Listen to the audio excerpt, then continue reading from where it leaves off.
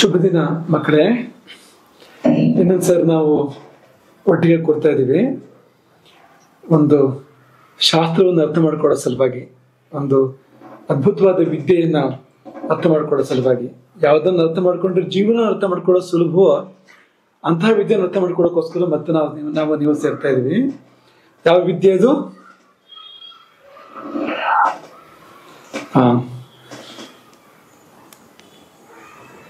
ಜ್ಯೋತಿಷ ವಿದ್ಯೆ ಅದು. ಜ್ಯೋತಿಷದಲ್ಲಿ ನಾವು ಗ್ರಹಗಳ ಬಗ್ಗೆ ಮಾತನಾಡಿ ಒಂದು ಹಂತ ಮುಗಿತು ಅಂತಿಲ್ಲ, ಒಂದು ಹಂತ ಮುಗಿಸಿ ರಾಶಿಗಳ ಬಗ್ಗೆ ಮಾತಾಡ್ತಾ ಇದ್ವು. ಇರೋದು 9 ಗ್ರಹಗಳು, ಅವು ಬೇರೆ ಬೇರೆ ಫಲ ಕೊಡಬೇಕು.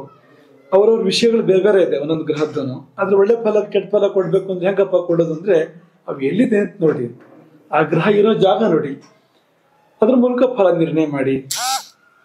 ಆ ಜಾಗಕ್ಕೆ ರಾಶಿ ಅಂತ ಹೆಸರು. 12 ರಾಶಿಗಳೇನಿದೆ ಸಂಚಾರ ಮಾಡ್ತಾ ಇರ್ತೇವೆ. ಅದು ಬಿಟ್ಟು ಬೇರೆ ಎಲ್ಲೂ ಹೋಗಕ್ಕೆ ಸಾಧ್ಯ ಇಲ್ಲ.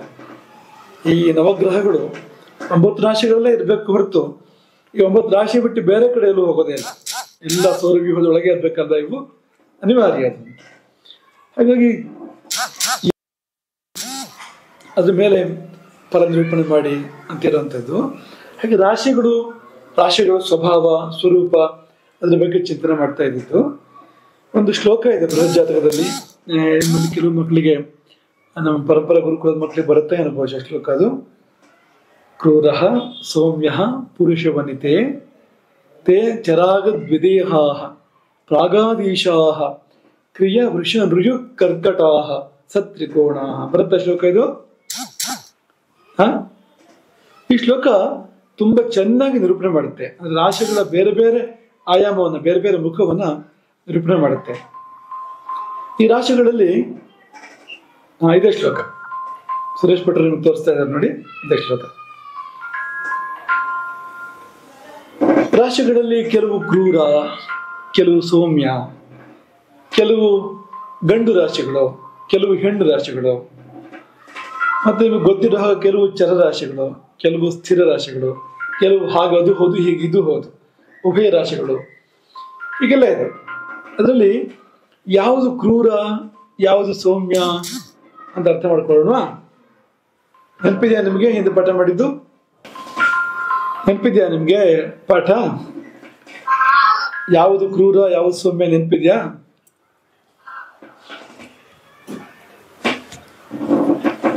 ತುಂಬಾ ಸರಳ ಇದೆ ಅದು. ಈಗ ರಾಶಿಯನ್ನ ನೀವು ಮೇಷ, ವೃಷಭ, ಮಿಥುನ, ಕರ್ಕ ಅಂತೂ ಅನ್ಬೋದು. 1, 2, 3, 4, 5, 6 ಅಂತೂ ಅನ್ಬೋದಲ್ವಾ? ಹಾಗೆ ಕರಿಬೋದಲ್ವಾ? ಯಾವ್ದು ಒಂದು?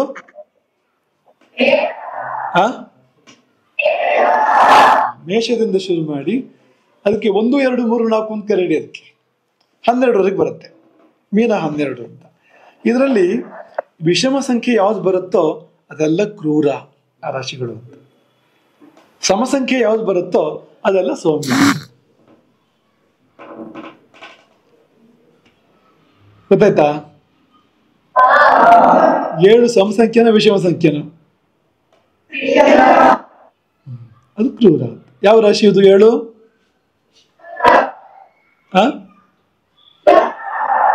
ತುಲಾ. ಸಮಸಂಖ್ಯೆ ಉದಾಹರಣೆಗೆ ಕನ್ಯಾ ರಾಶಿ ಇದೆ. 6 ಅಲ್ವಾ ಸಂಖ್ಯೆ ಕನ್ಯಾ ರಾಶಿದು? ಅದು ಸೌಮ್ಯ. ಇದು ತುಂಬಾ ಸರಳ ಇದೆ, ತುಂಬಾ ಸರಳ ಇದೆ. ತೋರ್ಸು. ಹಾಗೆಂದ್ರೆ 1ನೇದು ಕ್ರೂರ, 2ನೇದು ಸೌಮ್ಯ, 3ನೇದು ಕ್ರೂರ, 4ನೇದು ಸೌಮ್ಯ, 5ನೇದು ಕ್ರೂರ, 6ನೇದು ಸೌಮ್ಯ, 7ನೇದು ಕ್ರೂರ, 8ನೇದು ಸೌಮ್ಯ, 9 ಕ್ರೂರ, 10 ಸೌಮ್ಯ, 11 ಕ್ರೂರ, 12 ಸೌಮ್ಯ. ಅಂದ್ರೆ ಆ ಗುಣವನ್ನು ಕೊಡುತ್ತೆ ಅದು ಅಂತ. ಒಂದು ಸ್ವಲ್ಪ ಹೊರಟು ಈ ವಿಷಮ ರಾಶಿಗಳೆಲ್ಲ. ಸಮರಾಶಿಗಳೆಲ್ಲ ಒಂದು ಸ್ವಲ್ಪ ಮೃದು ಅನ್ನೋದನ್ನು ತೋರಿಸ್ತಾ ಇದೆ. ಅದೊಂದು ಕ್ರೂರ ಸೌಮ್ಯ ಅಂತ. ಈಗ ನೀವು ಕೇಳ್ಬೋದು, ನಂದು ಮೇಷರಾಶಿ ನಾನು ಕ್ರೂರ ಅಂತ ಅರ್ಥನ ಅಂತ.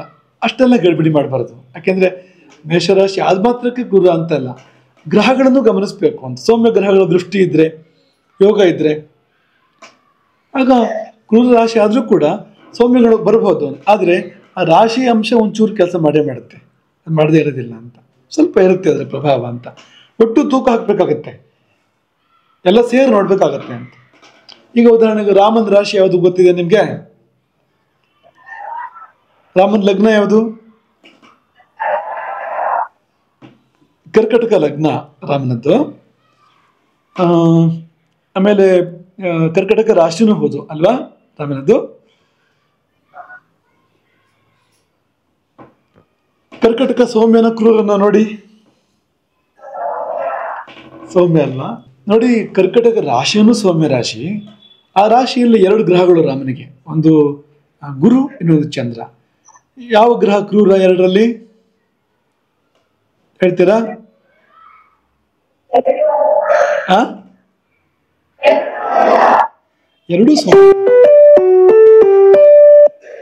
ಎರಡೂ ಗ್ರಹಗಳು ಸೌಮ್ಯ ಗ್ರಹಗಳು. ಚಂದ್ರನೂ ಸೌಮ್ಯ, ಗುರುನು ಸೌಮ್ಯ. ಚಂದ್ರನಿಗೆ ಶುಕ್ಲ ಪಕ್ಷದ ನವಮಿ ಆಗಿದ್ರಿಂದ ಪಕ್ಷ ಬಲ ಕೂಡ ಇದೆ ಚಂದ್ರನಿಗೆ. ಪಕ್ಷ ಬಲ ಇರೋದ್ರಿಂದ ಅವನು ಪಕ್ಷ ಬಲ ಕಡಿಮೆ ಇದ್ರೆ ಅಮಾವಾಸ್ಯೆ ಚಂದ್ರ ಸ್ವಲ್ಪ ಕ್ರೂರ ಆಗ್ಬೋದು ಅವನು. ಆದರೆ ಪಕ್ಷಫಲ ಇರೋ ಚಂದ್ರ, ಶುಕ್ಲ ಪಕ್ಷದ ಚಂದ್ರ, ನವಮಿ ಚಂದ್ರ ಅಂತ ಆದಾಗ ಅವನಿಗೆ ತುಂಬ ಶಕ್ತಿ ಬರುತ್ತೆ. 2 ಸೌಮ್ಯ ಗ್ರಹಗಳು, ಸೌಮ್ಯ ರಾಶಿ ಬೇರೆ, 2 ಸೌಮ್ಯ ಗ್ರಹಗಳು ಬೇರೆ. ಹೀಗಾಗಿ ಏನಾಯಿತು ಅಂದರೆ ರಾಮನ ಗುಣ ತುಂಬ ಸೌಮ್ಯ ಆಯಿತು, ತುಂಬ ಮೃದು ಗುಣ ಆಯಿತು ರಾಮನಿಗೆ. ತುಂಬ ಸಮಾಧಾನಿ. ಅವನ ಬಗ್ಗೆ ಅಯೋಧ್ಯೆ ಸ್ತ್ರೀಯರು ಮಾತಾಡ್ಕೊಡ್ತಾ ಇದ್ದಿದ್ದು. ಅಂತಃಪುರದ ಸ್ತ್ರೀಯರು ರಾಮ ಕಾಡಿಗೆ ಹೋಗೋ ಸಮಯದಲ್ಲಿ ಅವನ ತಾಯಂದಿರು ಅವರೆಲ್ಲ ಮಾತಾಡ್ಕೊಡ್ತಾ ಇದ್ದಿದ್ದು ಏನಂದ್ರೆ, ಇಷ್ಟು ಸೌಮ್ಯ ಗುಣದವನು ಕಾಡಿಗೆ ಹೋಗ್ತಾ ಇದ್ದಾನಲ್ಲ, ಅವನಿಗೆ ಬಿಟ್ಟು ಹೋಗ್ತಾ ಇದ್ದಾನಲ್ಲ, ನ ಕೃತ್ಯತ್ಯಭಿಷಪ್ತೋಪಿ ಅಂತ.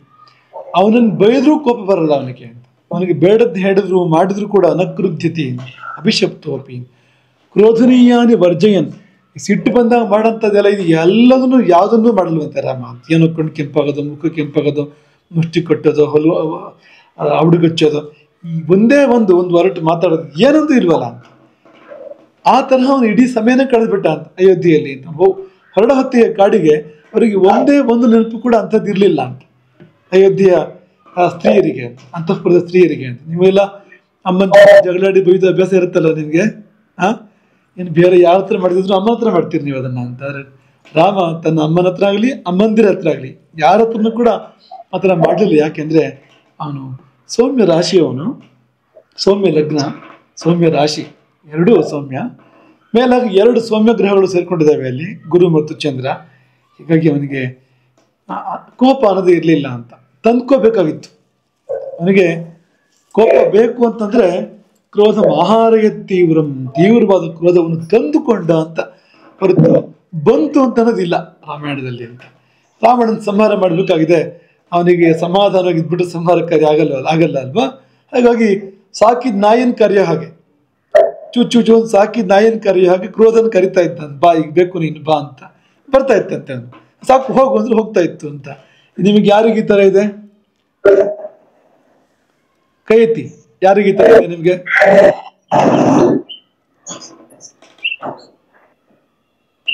ಕೇಳ್ತಾ ಇದೆಯಾ?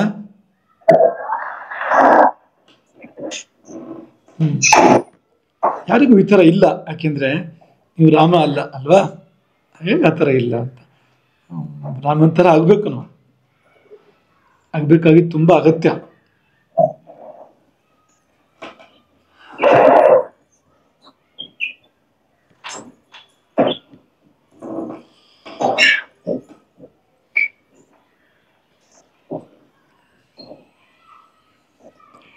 ಹೀಗೆ ಕ್ರೂರ ಮತ್ತು ಸೌಮ್ಯ ಅಂತ 2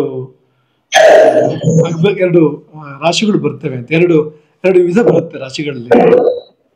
ಕೇಳ್ತಾ ಇದ್ಯಾ?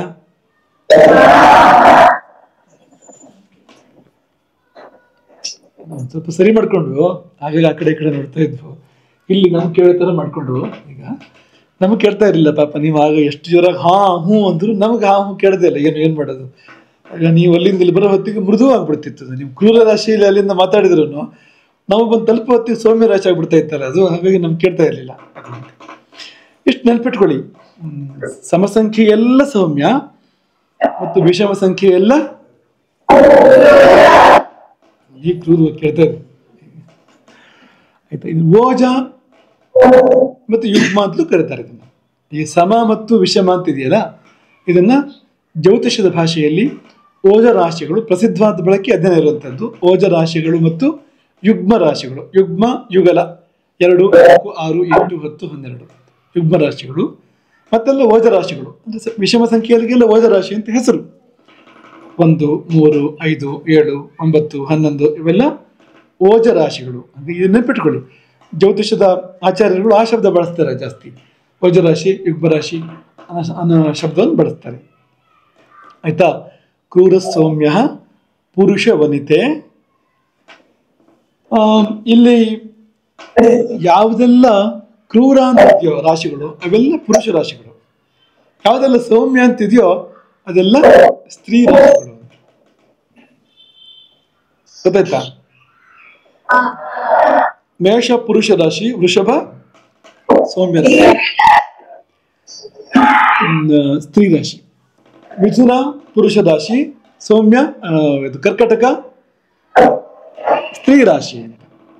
ಇದು ಬೇಕಾಗುತ್ತೆ ಇದು ಅಂತಂದ್ರೆ, ಒಂದು ಗ್ರಹ ಸ್ತ್ರೀ ರಾಶಿಯಲ್ಲಿದ್ದಾಗ ಅದು ಲಿಂಗ ಯಾವುದನ್ನು ನಿರ್ಧಾರ ಮಾಡ್ಬೇಕಾದ್ರೆ, ಗಂಡು ಹೆಣ್ಣು ನಿರ್ಧಾರ ಮಾಡ್ಬೇಕಾದ್ರೆ ಯಾವ ರಾಶಿ ಅಥವಾ ಯಾವ ನವಾಂಶ ಅಂದ್ರೆ ಯಾವ ರಾಶಿಯ ನವಾಂಶದಲ್ಲಿದೆ ಹೀಗೆಲ್ಲ ನೋಡಿ ತೀರ್ಮಾನ ಇರುತ್ತೆ. ಹಾಗಾಗಿ ಈ ರಾಶಿಗಳಿಗೆ ಲಿಂಗ ಇದೆ, ತುಂಬಾ ಸರಳ. 6 ಈ ನಮ್ಮ ಹಾಗೆ ಹೆಣ್ಮಕ್ಳು ಕಡಿಮೆ ಗಂಡು ಮಕ್ಳು ಕಡಿಮೆ ಅದೆಲ್ಲ ಏನೂ ಇಲ್ಲ, ಒಂದೇ ಸಲ 6 ಪುರುಷ 6 ಸ್ತ್ರೀ ಅಂತ. ಈ ಕುಂಭರಾಶಿ ಪುರುಷನ ಸ್ತ್ರೀಯೋ?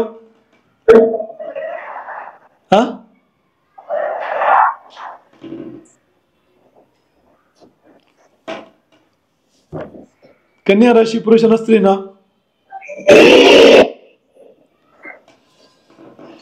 ಆಯ್ತು. ಪುರುಷ ರಾಶಿ ತೇಜಸ್ಸನ್ನು ಕೊಡುತ್ತೆ, ನಿಮ್ಗೆ ಗೊತ್ತಿರಲಿ. ಪುರುಷ ರಾಶಿಗಳು ಯಾವುದಿದೆಯೋ ಅದೆಲ್ಲ ತೇಜಸ್ಸನ್ನು ಕೊಡುತ್ತೆ ಅಂತ. ಸ್ತ್ರೀ ರಾಶಿಗಳು ಮೃದುತ್ವವನ್ನು ಕೊಡ್ತವೆ ಅಂತ. 2 ಗುಣಗಳನ್ನು ಕೊಡ್ತವೆ, ಹಾಗೇನಿಲ್ಲ. ಅವು ಚೆನ್ನಾಗಿದ್ದಾಗ ಗುಣಗಳನ್ನು ಕೊಡ್ತವೆ. ಪುರುಷ ರಾಶಿ ತೇಜಸ್ವಿಗಳಾಗುವಂತೆ, ಸೂರ್ಯನ ಹಾಗೆ ಮಂಗಲನ ಹಾಗೆ ಆ ಥರ ಮಾಡಿದರೆ ಮೃದುತ್ವವನ್ನು, ಚಂದ್ರನ ಹಾಗೆ ಶುಕ್ರನ ಹಾಗೆ ಮೃದುತ್ವವನ್ನು ಈ ಸ್ತ್ರೀ ರಾಶಿಗಳು ಕೊಡ್ತವೆ. ಫಲ ಇದೆ ಅದಕ್ಕೆ ಅಂತ. ಮತ್ತು ತೀರ್ಮಾನ ಮಾಡಬೇಕಾದ್ರೆ ಕೂಡ ತುಂಬ ತುಂಬ ಸಹಾಯ ಆಗುತ್ತೆ ಇದೆಲ್ಲ ಅಂತ.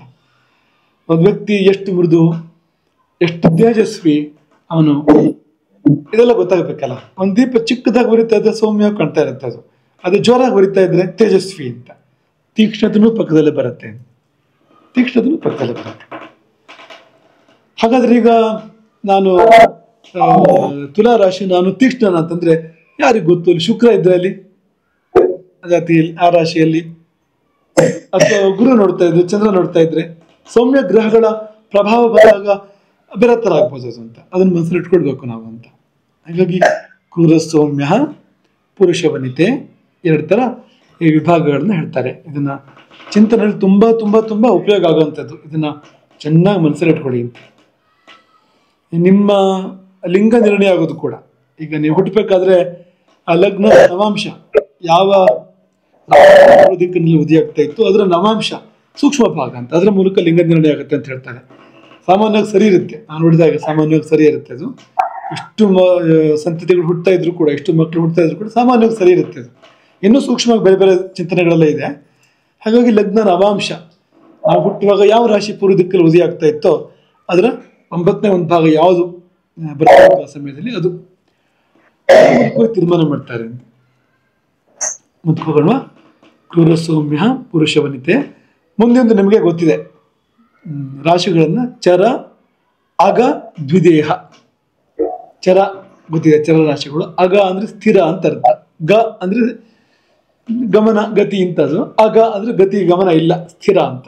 ಅಗ, ಈ ಬೆಟ್ಟವನ್ನು ಅಗ ಅಂತ ಕರೀತಾರೆ, ವೃಕ್ಷವನ್ನು ಅಗ ಅಂತ ಕರೀತಾರೆ, ಯಾಕೆಂದ್ರೆ ಓಡಾಡಕ್ಕೆ ಬರಲ್ಲ ಅದಕ್ಕೆ ಅಂತ. ಹಾಗಾಗಿ ಈ ಚರರಾಶಿಗಳು, ಸ್ಥಿರ ರಾಶಿಗಳು ಮತ್ತು ಉಭಯ ರಾಶಿಗಳು, ನೀವು ಇದನ್ನ ಪಾಠ ಮಾಡಿಸ್ಕೊಂಡಿದ್ದೀರಿ, ನಿಮ್ಗೆ ಗೊತ್ತಿದೆ ಅದು ಅಲ್ವಾ. ಈಗ ಮಿಥುನ ಯಾವ ರಾಶಿ? ಉಭಯ. ಕುಂಭ ಅಂದ್ರೆ ಏನ್ ರಾಶಿ? ತುಲಾ ಏನ್ ರಾಶಿ?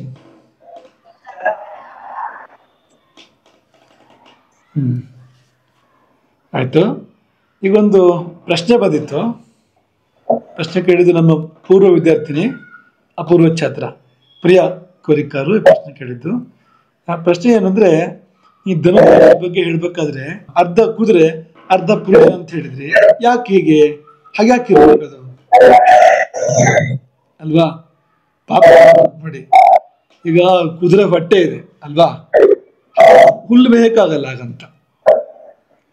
ಕುದುರೆ ಹೊಟ್ಟೆ ಇದ್ರೆ, ಕುದುರೆ ಮೂತಿ ಇದ್ರೆ ಹುಲ್ಲು ಮೇಯ್ಬೋದಲ್ವಾ, ಹುಲ್ಲು ಮೇಯೋ ಹಾಗಿಲ್ಲ. ಚಪಾತಿ ಇಡ್ಲಿ ತಿನ್ನೋದಾಯ್ತು ಮನುಷ್ಯನ ಮುಖ ಅದು. ಅದ್ರ ಹೊಟ್ಟೆ ಮಾತ್ರ ಹುಲ್ಲು ಜೀರ್ಣ ಮಾಡೋ ಹೊಟ್ಟೆ ಇದೆ ನೋಡಿ. ಈ ತರ ಎಲ್ಲ ಯಾಕೆ ಮಾಡ್ಬೇಕು ಅಂತ ಪ್ರಿಯನ್ ಪ್ರಶ್ನೆ. ಒಂಥರ ಏನೋ ಕುದುರೆ ಮನುಷ್ಯ ಒಂಥರ ಮಾಡಕ್ ಆಗ್ತಿರಲ್ವಾ, ಪೆಟ್ಟು ಒಂದು ತುಂಡೆರಡು, ಹಿಂಗಂದ್ರೆ ಹಿಂಗೆ ಹಂಗಂದ್ರೆ ಹಂಗೆ, ಅರ್ಧ ಹಂಗೆ ಅರ್ಧ ಹಿಂಗೆ ಅಂತ ಯಾಕಪ್ಪ ಮಾಡೋದು ಅಂತಂದು ಪ್ರಶ್ನೆ ಇತ್ತು. ಅದನ್ನು ಈ ಸಂದರ್ಭದಲ್ಲಿ ಉತ್ತರ ಕೊಟ್ಟು ಮುಂದಕ್ಕೆ ಹೋಗೋಣ ಅಂತ ಅನ್ಕೊಂಡು, ಅದೇನಂದ್ರೆ ಈ ಪ್ರಪಂಚ ಹೇಗಿದೆಯೋ ಹಾಗೆ ಈ ರಾಶಿಗಳಿರ್ತವೆ ಅಂತ. ಪ್ರಪಂಚಕ್ಕೆ ಹಿಡಿದ ಕನ್ನಡಿ ಇವೆಲ್ಲ ಅಲ್ವಾ, ನಾವೆಲ್ಲ ಭೂಮಂಡಲದಿದ್ದೀವಿ ನಾವು. ಈ ಖಗೋಳ ಅನ್ನೋದು ಭೂಮಂಡಲಕ್ಕೆ ಹಿಡಿದ ಕನ್ನಡಿ. ಇಲ್ಲಿ ಏನಿದೆಯೋ ಅದೆಲ್ಲ ಅಲ್ಲಿದೆ, ಅಲ್ಲಿ ಏನಿದೆಯೋ ಅದೆಲ್ಲ ಇಲ್ಲಿದೆ. ಅಂದ್ರೆ ಇಲ್ಲಿರೋ ಪ್ರತಿಯೊಂದನ್ನು ಪ್ರತಿಬಿಂಬಿಸಬೇಕಾಗಂತ ವ್ಯವಸ್ಥೆ ಅಲ್ಲಿದೆ ಅಂತ ಅದನ್ನ ಹೇಳ್ತಾರೆ ಅಂತ ನಾವು. ಈಗ ನೀವು ನಿಮ್ಗೆ ಮೀಸೆ ಇಲ್ಲ, ನೀವು ಕನ್ನಡಿ ಮುಂದೆ ನಿಂತ್ಕೊಂಡಿದ್ದೀರಿ, ಮೀಸೆ ಯಾಕೆ ತೋರಿಸ್ತಾ ಇಲ್ಲ ಅಂತ ಬೇಜಾರು ಮಾಡ್ಕೋಬಾರ್ದು. ಕನ್ನಡಿದೆ ಅಂತ ತಪ್ಪಿಲ್ಲ, ನಿಮ್ಗಿದ್ರೆ ತೋರಿಸ್ತಾ ಇತ್ತದು, ಇಲ್ಲದ್ರೆ ಯಾಕೆ ತೋರಿಸ್ಬೇಕು ಪಾಪ ಅದು. ಹಾಗೆ ಅಂತ ಗ್ರಹಚಕ್ರ ಅಂತ ಅದು ಇಲ್ಲಿ ಇರೋದನ್ನೇ ತೋರಿಸುತ್ತೆ ಅಂತ. ಯಾವ ಥರ ಇದೆ ಪ್ರಪಂಚ ಅಂದರೆ, ಈ ಪ್ರಪಂಚದ ಕೆಲವು ಚಂಚಲ ಅಲ್ವಾ, ನೀರು ಹರಿತಾನೇ ಇರುತ್ತೆ ಪ್ರದಕ್ಷಿಣ. ಚಂದ್ರ ನೀರನ್ನು ತೋರಿಸ್ತಾನಲ್ವಾ, ನೀರು ಹರಿತಾನೆ ಇರುತ್ತೆ ಯಾವಾಗಲೂ ಅಂತ. ಕೆಲವು ಸ್ಥಿರ, ಬೆಟ್ಟ ಅಲ್ಲಾಡೋದೇ ಇಲ್ಲ. ಚಂಡಮಾರುತ ಬೀಸ್ಲಿ ಬೇಕಾದ್ರೆ, ಏನು ಊರಿಗೆ ಬೆಂಕಿ ಎತ್ತಿ ಉರಿಲಿ, ಬೆಟ್ಟಕ್ಕೆ ಬೆಂಕಿ ಎತ್ತಲಿ, ಅದು ಮಾತ್ರ ಅಲ್ಲಾಡಲ್ಲ ಅಲ್ವಾ, ಸ್ಥಿರ ಅದು. ಕೆಲವು ದುಸ್ವಭಾವ ಅಂತ, ಚರ ಅಂದ್ರೆ ಹಾಗೆ ಪೂರ್ತಿ ಚರ ಅಲ್ಲ, ಸ್ಥಿರ ಅಂದ್ರೆ ಹಾಗೆ ಪೂರ್ತಿ ಸ್ಥಿರ ಅಲ್ಲ. ಈಗ ಉದಾಹರಣೆ ವೃಕ್ಷ ಅಂತ ತಗೊಂಡ್ರೆ, ವೃಕ್ಷದಲ್ಲಿ ಅದು ಬೆಟ್ಟದ ಹಾಗೆ ಅದು ಸ್ಥಿರ, ಅದು ಎದ್ದೆಲ್ಲೂ ಹೋಗೋಕ್ಕಾಗಲ್ಲ ಅದಕ್ಕೆ. ಆದ್ರೆ ರೆಂಬೆ ಕೊಂಬೆ ಆ ಕಡೆ ಈ ಕಡೆ ಆಡುತ್ತಲ್ವಾ, ಗಾಳಿ ಬೀಸಿದ್ರೆ ಅದು ಸ್ವಲ್ಪ ಅದು ಇದೆ ನೋಡಿ ಅಂತ, ಪೂರ್ತಿ ಅದು ಒಂದೇ ತರಹ ಇಲ್ಲ ನೋಡಿ ಅದು ಅಂತ.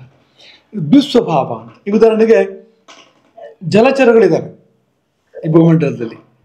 ಮೀನು ಅಲ್ವಾ, ನೀರು ಮಾಡುತ್ತೆ, ಎಲ್ಲ ಸಂಚಾರ ಮಾಡುತ್ತೆ. ಅದು ನಿಮ್ಮನೆಗೆ ಬರುತ್ತೆ, ಅದು ಹಬ್ಬದ ಊಟಕ್ಕೆ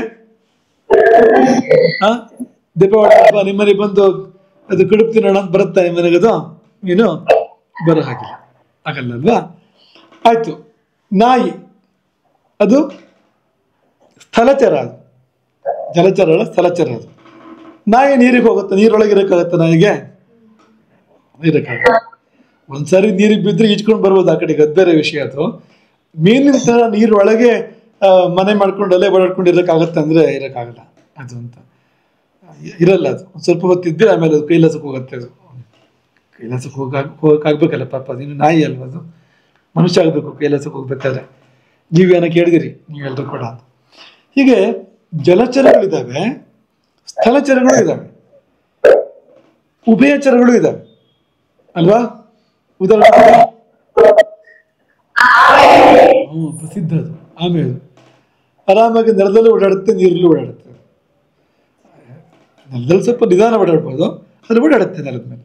ಎಷ್ಟು ಕಾಲ ಬೇಕಾದ್ರೂ ನೆಲದ ಮೇಲೆ ಇರೋಕ್ಕೆ ಬರುತ್ತೆ, ಅದಕ್ಕೆ ಜೀವನ ಮಾಡೋಕ್ಕೆ ಬರುತ್ತೆ. ಉಸಿರಾಟಕ್ಕೆ ಏನು ಬೇರೆ ಅದೇನೋ ಹಾಕ್ಕೋಬೇಕು ಅಂತಿಲ್ಲ ಅಲ್ವಾ, ಏನೋ ಹಾಕೊಂಡು ಉಸಿರಾಡ್ಬೇಕು ಆ ಥರ ಪರಿಸ್ಥಿತಿ ಅದಕ್ಕೆ ಏನಿಲ್ಲ ಅದಕ್ಕೆ ಅಂತ. ನೀರೊಳಗೂ ಏನು ಬೇಕಾಗಲ್ಲ ಅದಕ್ಕೆ. ನೀವು ಆಳದಲ್ಲಿ ಈಜಾಟ ಮಾಡಿರಲ್ಲ, ಏನು ಹಾಕೊಂಡು ಹೋಗ್ತಾರಲ್ಲ ಸಮುದ್ರದ ಒಳಗಡೆ, ಏನು ಹಾಕೋಬೇಕು ಅಂತಿಲ್ಲ ಅದಕ್ಕೆ ಅಂತ. ಯಾಕೆಂದ್ರೆ ಅಲ್ಲೂ ಉಸಿರಾಡಬಲ್ದು, ಇಲ್ಲೂ ಉಸಿರಾಡಬಲ್ದು, ಅಲ್ಲೂ ಜೀವನ ಮಾಡಬಲ್ದು, ಇಲ್ಲೂ ಜೀವನ ಮಾಡಬಲ್ದು. ಈ ತರ ಈ ಭೂಮಂಡಲದಲ್ಲಿ ಎಲ್ಲ ವಿಷಯಗಳು ಹೇಗೆ ಅಂತ, ಕೆಲವು ಹಾಗೆ, ಕೆಲವು ಹೀಗೆ, ಕೆಲವು ಎರಡು ತರ ಅಂತ, ಎರಡು ಸೇರ್ಕೊಂಡಿರುತ್ತೆ ಅಂತ. ಈ ಭೂಮಂಡಲದಲ್ಲಿ ಕತ್ತೆನೂ ಇದೆ, ಕುದುರೆನೂ ಇದೆ, ಮತ್ತೆ ಹೆಸರುಗತ್ತೆನೂ ಇದೆ. ಇದನ್ನು ತೋರ್ಸೋಕ್ಕೋಸ್ಕರವಾಗಿ ಖಗೋಲವು ಕೂಡ ಅಂಥ ರಾಶಿಗಳನ್ನ ಇಟ್ಕೊಂಡಿದೆ, ಅದು ತೋರಿಸುತ್ತೆ ಅದು ಅಂತ. ಈ ಚರಸ್ಥಿರ ಉಭಯ ತುಂಬ ಮುಖ್ಯ ಆಗುತ್ತೆ ಅಂತ ಹಿಂದಿನ ಸತ್ತಿನ ಉದಾಹರಣೆಗಳನ್ನು ಕೊಟ್ಟು ಹೇಳಿದ್ದೀವಿ ನಾವು. ಉದಾಹರಣೆಗೆ ನಮ್ಮದೇ ಜನ್ಮಕುಂಡ್ಲಿಯಲ್ಲಿ ನಾನು ನಿಮ್ಗೆ ಉದಾಹರಣೆ ಕೊಡೋದು. ಈಗ ನಮ್ಮ ಲಗ್ನನೂ ಚಲನೆ ಆಗುತ್ತೆ. ನಮ್ದು ಲಗ್ನ ಚರ ಆದಾಗ ಅನಿವಾರ್ಯವಾಗಿ ಏನಾಗುತ್ತೆ ಅಂದರೆ 4ನೇ ಮನೆ ಇದೆಯಲ್ಲ, ಅದು ಚರರಾಶಿನ ಆಗಬೇಕಾಗತ್ತೆ. ಇದು ಯಾವುದು 4ನೇ ಮನೆ ಅದೇ ಆಗುತ್ತೆ ಅಲ್ವಾ, 4, 7, 10 ಅದೇ ಬರ್ಬೇಕಲ್ವಾ. ಹಾಗಾಗಿ 4ನೇ ಮನೆ ಚರರಾಶಿ ಆಗಿದ್ದರಿಂದ ಏನಾಯ್ತು ನಮ್ಗೆ ಅಂದ್ರೆ, ನಾವು ಒಂದ್ ಕಡೆ ಇಲ್ಲ ನೋಡಿ ಆ ಮನೆ ಅನ್ನೋದು, ನೆಲೆ ಅನ್ನೋದು ಸ್ಥಿರ ಅಲ್ಲ ಅಂತ. ಹುಟ್ಟಿದಾಗ ಒಂದು ಮನೆ ಅಂತಿತ್ತು, ಅದನ್ನ ಬಿಟ್ಟು ವಿದ್ಯಾಭ್ಯಾಸಕ್ಕೆ ಎಲ್ಲೆಲ್ಲ ಓಡಾಡೋ ಸಂದರ್ಭಗಳು ಬಂತು. ಅಲ್ಲೂ ಒಂದ್ ಕಡೆ ಇರಲಿಲ್ಲ. ಇಲ್ಲಿದ್ರೆ ಗೋಕರ್ಣದಲ್ಲೇ ಇದ್ದಿದ್ದು ಅಧ್ಯಯನ ಮಾಡೋ ಸಮಯದಲ್ಲಿ. ಅಲ್ಲಿ ಗೋಕರ್ಣದಲ್ಲಿ ಒಂದು 5-6 ಜಾಗ ಇದೆ ನಾವು ಇದ್ದಿದ್ದು ಅಂತ, ಬೇರೆ ಬೇರೆ ಕಡೆ ಇದ್ವು ಅಲ್ಲಿ ಅಂತ. ಆಯ್ತಾ, ಮಠಕ್ಕೆ ಹಾಗೆ, ಮಠಕ್ಕೆ ಬಂದ ಸ್ವಲ್ಪ ಕಾಲ ಹೊಸನಗರ ಅಂತ ಆಯ್ತು, ಸ್ವಲ್ಪ ಕಾಲ ಗೋಕರ್ಣ ಅಂತ ಆಯ್ತು. ಆಮೇಲೆ ಅಲ್ಲೂ ಈಗ ಒಂದ್ ಕಡೆ ಇರ್ತೀವ ಅಂದ್ರೆ ನಿಮ್ಗೆ ಗೊತ್ತಿದೆ ನಮ್ಮ ಪರಿಸ್ಥಿತಿ ಏನು ಅಂತ. ಯಾಕೆ ಹೀಗೆ ಅಂದ್ರೆ ಅದು ಚರರಾಶಿಯ ಪ್ರತಾಪ ಅದು ಅಂತ. 4ನೇ ಮನೆ ಹಾಗೆ ಬಂದಾಗ ಯಾವ್ದಾದ್ರು ಒಂದು ತುಂಬಾ ಸ್ಥಿರ ಗ್ರಹ ಅದಕ್ಕೆ ಸ್ಥಿರತೆ ಕೊಡದೇ ಇದ್ರೆ ಅದು ಅಂಥದ್ದನ್ನ ಏರ್ಪಡಿಸ್ಕೊಡುತ್ತೆ ಅದು ಅಂತ. ಒಳ್ಳೆ ಕಾರಣಕ್ಕೂ ಆಗ್ಬೋದು, ಕೆಟ್ಟ ಕಾರಣಕ್ಕೆ ಆಗ್ಬೇಕು ಅಂತಿಲ್ಲ. ಸನ್ಯಾಸ ಅಂದ್ರೆ ಅದು ಚರವೇ. ಅದು ಸನ್ಯಾಸಿಗಳು ಒಂದೇ ಕಡೆ ಇರಬೇಕು ಅಂತಿಲ್ಲ ಅಂತ, ಅವ್ರು ಇರಬಾರ್ದು ಅಂತಲೇ ಲೆಕ್ಕ ಅಂತ, ಓಡಾಡ್ತಾ ಇರಬೇಕು ಅಂತಲೇ ಲೆಕ್ಕ ಅವರು ಅಂತ. ಹಾಗಾಗಿ ಅದಕ್ಕೆ ಚರ ಸನ್ಯಾಸಕ್ಕಂತೂ ತುಂಬಾ ಹೊಂದುತ್ತೆ ಅದು ಅಂತ. ಈಗ ಇಂಥ ವಿಷಯಗಳನ್ನ ತೀರ್ಮಾನ ಮಾಡಬೇಕಾದ್ರೆ ನಿಮ್ಗೆ ಚರಸ್ಥಿರ ಉಭಯ ಅನ್ನೋದು ತುಂಬಾ ಉಪಯೋಗ ಆಗುತ್ತೆ ಅಂತ. ಉದ್ಯೋಗ ಸ್ಥಿರವ ಅಂತ ಕೇಳಿದ್ರೆ ಯಾವ ರಾಶಿ ಅಂತ ನೋಡ್ಬೇಕಾಗುತ್ತೆ. ಚರರಾಶಿ ಬಂದ್ರೆ ಪ್ರಶ್ನೆ ಕೇಳಿದಾಗ ಉದ್ಯೋಗ ಸ್ಥಿರ ಅಂತ ಹೇಳೋಕ್ಕಾಗೋದಿಲ್ಲ. ಅಲ್ಲಿ ಉದ್ಯೋಗದ ವಿಷಯಕ್ಕೆ ಚರರಾಶಿ ಬಂದ್ರೆ ತುಂಬಾ ಒಳ್ಳೇದಲ್ಲ, ಯಾಕಂದ್ರೆ ಉದ್ಯೋಗ ಸ್ಥಿರ ಇರಲ್ಲ ಅಂತ. ಈಗಿನ ಕಾಲದಲ್ಲಿ ಅದೇ ಒಳ್ಳೇದು ಅಂತ ಹೇಳ್ತಾರೆ. ಈಗಿನ ಕಾಲದಲ್ಲಿ ಒಂದೇ ಉದ್ಯೋಗದಲ್ಲಿ ಜಾಸ್ತಿ ಕಾಲ ಇದ್ರೆ ಒಂದು ದಡ್ಡ ಅವನು ಅಂತ ಲೆಕ್ಕ. ಅವನು 2 ವರ್ಷ, 1 ವರ್ಷ, 6 ತಿಂಗಳು, 3 ತಿಂಗಳು ಬದಲಾವಣೆ ಮಾಡಿ ಜಾಸ್ತಿ ಸಂಬಳಕ್ಕೆ ಹೋಗೋದು ಅಲ್ಲಿಂದ ಅಂತ. ಹೆಚ್ಚು ಸಂಸ್ಥೆಗಳಲ್ಲಿ ಕೆಲಸ ಮಾಡಿದ್ರು ಭಾರಿ ಬುದ್ಧಿವಂತ ಅಂತ ಲೆಕ್ಕ ಅಂತ ಕಾಲ ಬಂದಿದೆ ಈಗ. ಅಂದ್ರೆ ಹಳೆ ಲೆಕ್ಕಾಚಾರ ಹೇಗೆ ಅಂದ್ರೆ ಸ್ಥಿರವಾಗಿ ಒಂದು ಕಾಲ ಇರಬೇಕು, ಉದ್ಯೋಗ ಸ್ಥಿರ ಉದ್ಯೋಗ. ಹಿಂದಿನ ಕಾಲದಲ್ಲಿ ತುಂಬಾ ಅದನ್ನ ಇದು ಮಾಡ್ತಾ ಇದ್ರು. ಹಾಗೆ ಇಂತಹ ವಿಷಯಗಳಲ್ಲಿ ಈಗ ಒಂದು ಜಾಗ ಸ್ಥಿರ ರಾಶಿ ಅಲ್ಲ ಇರ್ತಾನೆ ಅವನಂತ ಅರ್ಥ. ಆದ್ರೆ ಒಂದು ದೋಷದ ಬಗ್ಗೆ ಅದು ಸ್ಥಿರ ರಾಶಿ ಬಂದ್ರೆ ದೋಷ ಹೋಗಲ್ಲ ಅಂತ, ಪಾಪ ಪರಿಹಾರ ಆಗೋದಿಲ್ಲ ಅಂತ. ಅಥವಾ ರೋಗದ ಬಗ್ಗೆ ಬಂದ್ರೆ ರೋಗ ಗುಣ ಆಗೋದಿಲ್ಲ ಅದು ಅಂತ, ಅದಿರುತ್ತೆ ಅಂತ. ಇಂಥದ್ದನ್ನು ಚಿಂತನೆ ಮಾಡಬೇಕಾದ್ರೆ ಈ ಚರ, ಸ್ಥಿರ ಮತ್ತು ದುಸ್ವಭಾವ ಅಥವಾ ಉಭಯ. ದುಸ್ವಭಾವ ಅಂತೂ ಕರೀತಾರೆ ಇದನ್ನ, ಉಭಯ ಅಂತಲೂ ಹೇಳ್ತಾರೆ ಅಂತ. ಈಗ ಸುಮ್ಮನೆ ಒಂದು ಪ್ರಶ್ನೆ ನಿಮಗೆ, ಚರರಾಶಿ ಅಲ್ಲ ಆದ್ರೂ ದುಸ್ವಭಾವ ಅದು ಅಂಥದ್ದು ಯಾವ್ದಾದ್ರು ತೋರಿಸ್ತೀರಾ ರಾಶಿಗಳಲ್ಲಿ?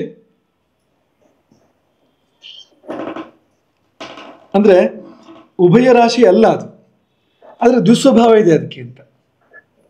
ಉಭಯ ರಾಶಿ ಅಲ್ಲ, ಉಭಯ ರಾಶಿ ಅಲ್ಲ ಅಂದ್ರೆ ಮೀನ ಅಲ್ಲ, ಅದು ಮಿಥುನ ಅಲ್ಲ, ಕನ್ಯಾ ಅಲ್ಲ, ಎಷ್ಟು ಸಹಾಯ ಮಾಡ್ತಾ ಇದ್ದೀವಿ ನಾವು, ಧನು ಅಲ್ಲ, ಇದ್ಯಾವುದೂ ಅಲ್ಲ. ಆದ್ರೆ ಅದು ದುಸ್ವಭಾವ ಇದೆ ಅದಕ್ಕೆ. ಹುಡುಕೊಡ್ತೀರ ನಮ್ಗೆ ಅಂಥದ್ದು ಯಾವುದು ಅಂತ? ಮಕರ. ಮಕರಕ್ಕೆ ದುಸ್ವಭಾವ ಇದೆ. ಮಕರ ಮಾಂಸಾಹಾರಿನೂ ಹೌದು, ಸಸ್ಯಾಹಾರಿನೂ ಹೌದು ಅಂತ ಅಲ್ವಾ? ಸಸ್ಯಾಹಾರಿ ಯಾವುದು? ಮಾಂಸಾಹಾರಿ ಯಾವುದು? ಹೌದು, ಮೊಸಳೆ ಹುಲ್ಲು ತಿನ್ನಕ್ಕಾಗಲ್ಲ, ಜಿಂಕೆ ಮಾಂಸ ತಿನ್ನಕ್ಕಾಗಲ್ಲ. ಆದ್ರೆ ಅದೆರಡು ಸೇರಿದೆ ಆ ರಾಶಿಯಲ್ಲಿ. ನೀರು ಮತ್ತು ನೆಲ ಎರಡು ಸೇರಿದೆ ಅಲ್ಲಿ ನೋಡಿ ಆ ರಾಶಿಯಲ್ಲಿ, ಇರುತ್ತೆ ಅಂತ. ಇನ್ನೊಂದು ಉದಾಹರಣೆ ಕೊಡ್ತೀರಾ? ಇದೆಯಾ ಇನ್ನೊಂದು ಉದಾಹರಣೆ ಅಂತದ್ದು? ಎರಡು ತನವನ್ನು ತೋರಿಸುತ್ತೆ ಅಂತ ಒಂದು ರಾಶಿ ಹೇಳಿ ನೋಡೋಣ. ಅದು ಉಭಯ ರಾಶಿ ಅಲ್ಲ, ಅದು 2 ತನವನ್ನು ತೋರಿಸುತ್ತೆ ಅದು.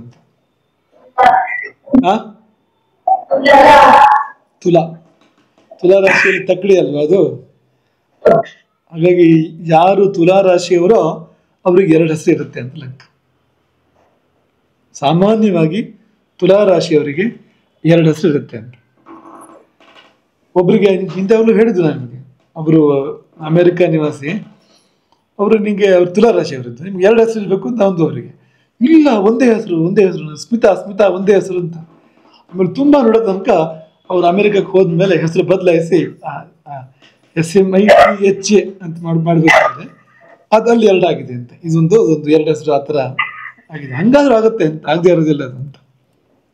ಆದ್ರೆ ಉಭಯ ರಾಶಿಗಳನ್ನು ಕರೆಯೋದು ಯಾವಾಗಲೂ ಮಿಥುನ, ಕನ್ಯಾ, ಧನು ಮತ್ತು ಮೀನ, ಈ 3 ರಾಶಿಗಳಿಗೆ ನಾವು ಉಭಯ ರಾಶಿಗಳು ಅಂತ ಕರಿತೀವಿ. ತುಂಬಾ ಮಹತ್ವದ್ದು ಇದು.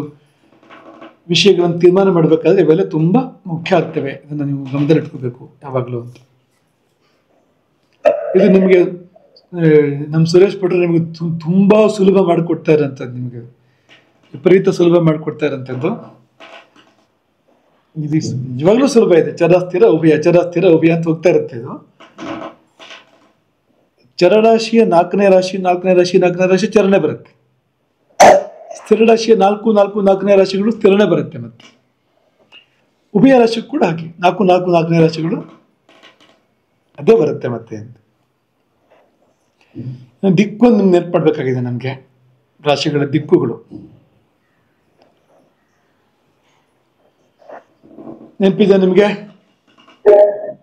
ರಾಶಿಗಳ ದಿಕ್ಕುಗಳು ಇತ್ತೀಚೆಗೆ ಪಾಠ ಮಾಡಿದ್ರು ಅದನ್ನ.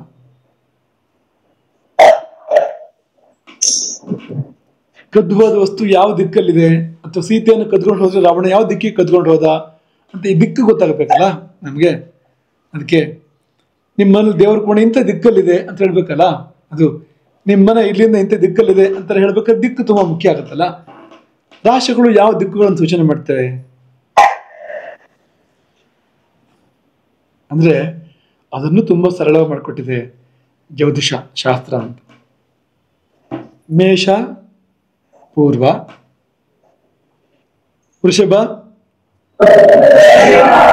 ಆಗ್ರಹದಲ್ಲಿ ಹೋಗ್ಬೇಕು. ಪೂರ್ವ ಆದ್ಕೊಳ್ಳೆ ಪಶ್ಚಿಮ ಅಂತ ಹೋಗ್ಬಾರ್ದು ಯಾವಾಗ.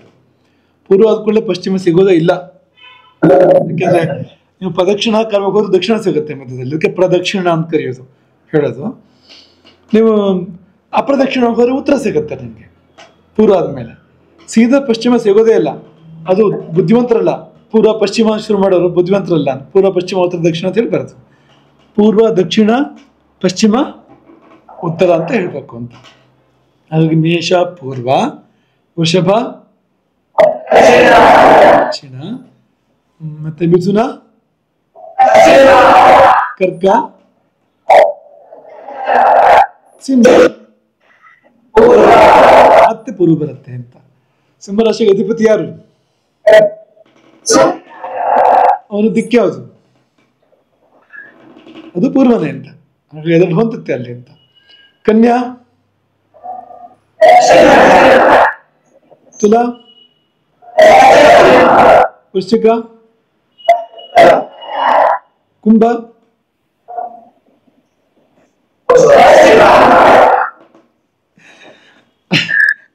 ಹಂಗಷ್ಟೆಲ್ಲ ಸುಲಭ ಮಾಡ್ಕೊಡೋದಿಲ್ಲ ನಿಮ್ಗೆ. ಚೂರಾರು ನಿಮ್ಗೆ ಕೆಲಸ ಕೊಡ್ತೀವಿ. ಮೀನ ಯಾವುದು?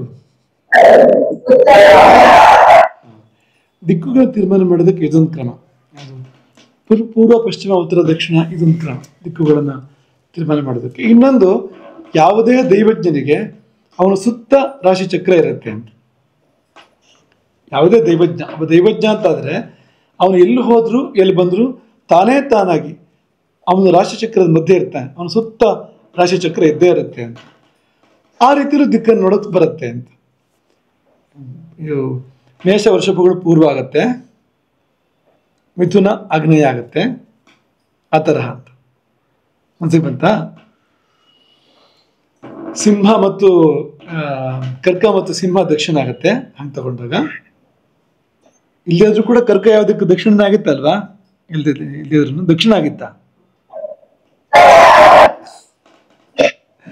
ಸರಿ. ಆ ತರ ಕನ್ಯಾ ಅಂದ್ರೆ ನೈಋತ್ಯ ಬರುತ್ತೆ ಉದಾಹರಣೆಗೆ. ಧನು ವಾಯುವ್ಯ ಬರುತ್ತೆ. ಇದು ಇನ್ನೊಂದು ಕ್ರಮ ಇದು ಅಂತ. ಇವತ್ತು ತೋರಿಸ್ಬಿಟ್ರೆ ನಿಮ್ಗೆ ತೋರಿಸ್ತಾ ಇರೋಂಥದ್ದು ಇದು ಇಲ್ಲಿ ಹೇಳಿದ ಕ್ರಮ. ಇದು ಬೃಹಜಾತಕದಲ್ಲಿ ಹೇಳಿದ ಕ್ರಮ. ಇದು ಪೂರ್ವ ದಕ್ಷಿಣ ಪಶ್ಚಿಮ ಉತ್ತರ, ಪೂರ್ವ ದಕ್ಷಿಣ ಪಶ್ಚಿಮ ಉತ್ತರ, ಪೂರ್ವ ದಕ್ಷಿಣ ಪಶ್ಚಿಮ ಉತ್ತರ, ಹೀಗೆ ಹೋಗುತ್ತೆ. ಇದು ಇದೇ ತರನೇ ಹೋಗುತ್ತೆ ಇದು.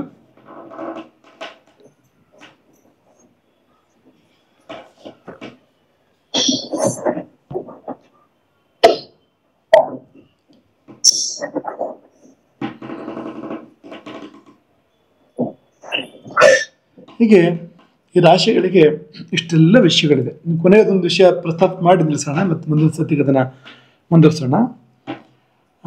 ನಿಮಗೆ ಪುನಃ ನೆನಪು ಮಾಡೋದು, ಈ ರಾಶಿಗಳು ಒಂದಾದ ಮೇಲೊಂದು ಉದಯ ಆಗ್ತಾ ಇರ್ತವೆ ಆಕಾಶದಲ್ಲಿ. ಪೂರ್ವ ದಿಕ್ಕಿನಲ್ಲಿ ಒಂದಾದ ಮೇಲೊಂದು ಮೇಲಕ್ಕೆ ಬರ್ತಾ ಇರ್ತವೆ. ನೆನಪಿದೆ ಅಲ್ವಾ? ತುಂಬ ಮುಖ್ಯವಾದ ವಿಷಯ ಇದು. ಬೆಳಗ್ಗೆ ಯಾವುದಿತ್ತು ಪೂರ್ವ ದಿಕ್ಕಿನಲ್ಲಿ? ಅದು ಮಧ್ಯಾಹ್ನಕ್ಕೆ ಇರಲ್ಲ ಅಂತ.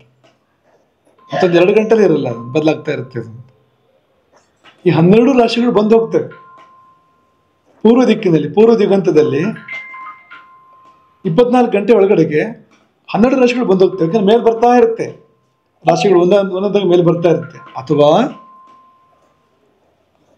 ಭೂಮಿ ಕೆಳಗೆ ಹೋಗ್ತಾ ಇರುತ್ತೆ. ನಾವಿರೋ ಜಾಗ ಇದೆಯಲ್ಲ ಭೂಮಂಡಲ, ಅದು ಈಗ ಉರುಳ್ತಾ ಇದೆ ಅಲ್ವಾ, ಅದು ಭೂಮಿ ಮುಂದಕ್ಕೆ ಉರುಳ್ತಾ ಇರೋದ್ರಿಂದ ಆ ಕೆಳಗಿಂದ ದಿಕ್ಕುಗಳು ಮೇಲೆ ಬಂದಾಗ, ರಾಶಿಗಳು ಮೇಲಕ್ಕೆ ಬಂದಾಗ ಕಾಣ್ತಾ ಇರುತ್ತೆ ನಮಗೆ ಅಂತ. ದಿಕ್ಕುಗಳು ರಾಶಿಗಳು ಮೇಲಕ್ಕೆ ಬಂದಾಗ ಕಾಣ್ತಾ ಇರುತ್ತೆ ಒಂದೊಂದಾಗಿ ಅಂತ. ಈಗ ನಾವು ಒಂದು ರೈಲ್ನಲ್ಲಿ ಪ್ರಯಾಣ ಮಾಡ್ತಾ ಇದ್ರೆ ಮರ ಗಿಡ ಹಿಂದಕ್ಕೆ ಹೋದಾಗ ಕಾಣಿಸುತ್ತೆ ಅಲ್ವಾ, ಆ ತರಹ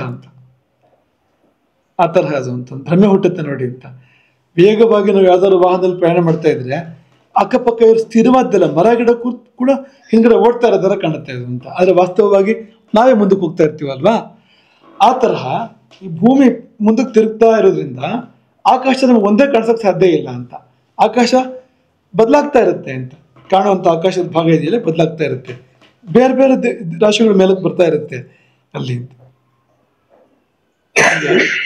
ಮೇಲಕ್ಕೆ ಬರುವಾಗ ಕೆಲವು ಸೀದಾ ಮೇಲಕ್ಕೆ ಬರ್ತವೆ, ಕೆಲವು ಹಿಂದೆ ಮುಂದಾಗಿ ಮೇಲಕ್ಕೆ ಬರ್ತವೆ,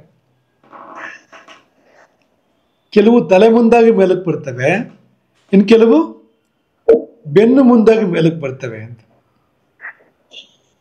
ಬಂತಾ? ಉದಾಹರಣೆಗೆ ವೃಷಭ ರಾಶಿ ಅಂತ ಅನ್ಕೊಳ್ಳಿ ನೀವು. ಉದಾಹರಣೆಗೆ ವೃಷಭ ರಾಶಿ ಉದಯ ಆಗ್ಬೇಕಾದ್ರೆ, ಪೂರ್ವ ದಿಗಂತದಲ್ಲಿ ವೃಷಭ ರಾಶಿ ಉದಯ ಆಗ್ಬೇಕಾದ್ರೆ ಅದು ಕೋಡಿಂದ ಉದಯ ಆಗೋದಿಲ್ಲ, ಬಾಲದಿಂದ ಉದಯ ಆಗುತ್ತೆ. ಅದು ವೃಷಭ ರಾಶಿಯಲ್ಲಿ ಪೂರ್ವ ದಿಗಂತದಲ್ಲಿ ಮೊದಲು ಬಾಲ ಮೇಲಕ್ಕೆ ಬರುತ್ತೆ, ಆಮೇಲೆ ಹಿಂದ್ಗಡೆ ಕಾಲು, ಆ ಥರ ಅಂತ. ಮುಂದ್ಗಡೆ ಕಾಲು ಕೊನೆಯಲ್ಲಿ ಕೋಡ್ ಮೇಲಕ್ಕೆ ಬರೋದು ಅಂತ. ಅದು ಸಿಂಹರಾಶಿ.